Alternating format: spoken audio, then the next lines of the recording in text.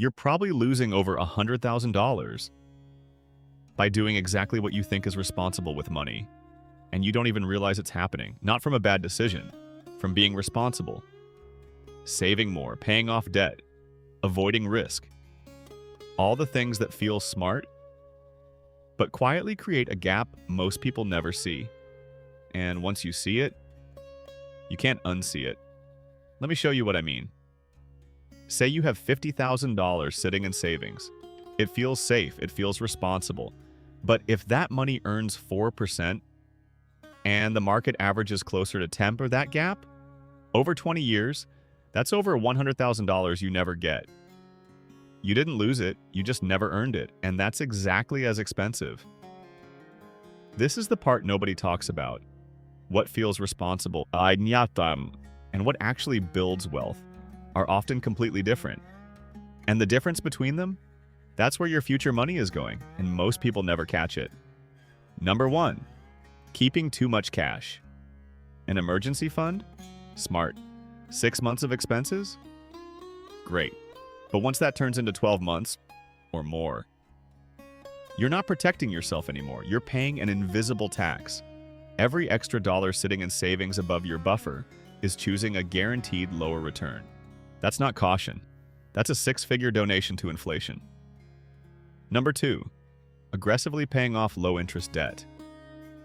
This feels like the most responsible move you can make. But if your debt is at 3%, you buy, and your investments could earn 8 to 10. Every extra dollar you throw at that debt is choosing a lower return. I'm not saying carry debt forever, I'm saying sequence matters. And most people get the sequence backwards. Paying off debt feels virtuous. Investing feels like gambling. It's not. It's arithmetic. This is where most people think they're winning, but they're actually stuck. Number 3, lifestyle creep. You get a raise, and your lifestyle quietly rises with it.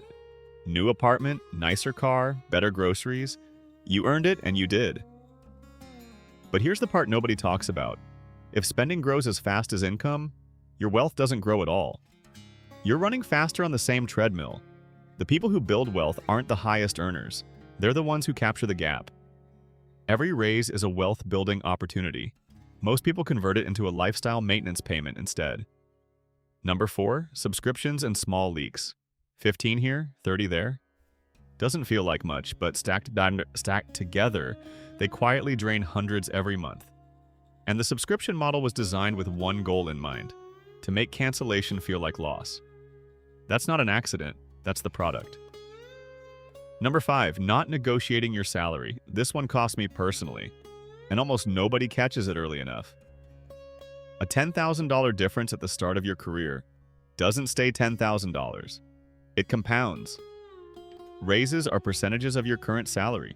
Bonuses are percentages. Every year the gap widens. Over a full career, that's easily $200,000 or more. All from one uncomfortable conversation. And most people never have it. Not because they're not worth more, because asking feels uncomfortable. That discomfort is the most expensive emotion in your financial life. If you want more content that runs the actual numbers on stuff everyone else just accepts, subscribe before we keep going. There are 2 more habits and a full action plan coming. Notice the pattern? None of these feel like mistakes. They feel responsible. That's the trap.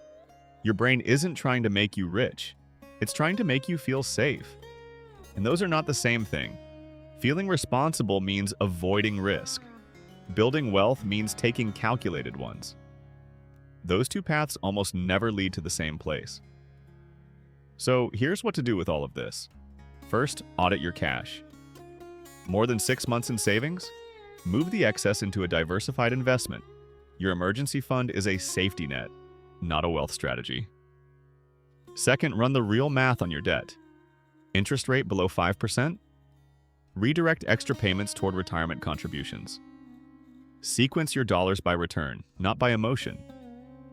Third, cancel one subscription. Today, not tomorrow. Today. Open your bank statement, find the one you forgot you had. Cancel it. That friction you feel? That's the design working. Fourth, prepare to negotiate. Haven't negotiated in 2 years? Start this week. The discomfort lasts 20 minutes. The cost of not doing it lasts 20 years. And fifth, set one specific financial target. A number and a date. Not save more, not be better with money. A number, a date. That single act rewires every financial decision that follows. That $100,000 gap? It doesn't come from one bad decision. It comes from years of doing the right thing in the wrong places. If this changed how you see even one habit, subscribe. I'll keep running the math so you don't have to.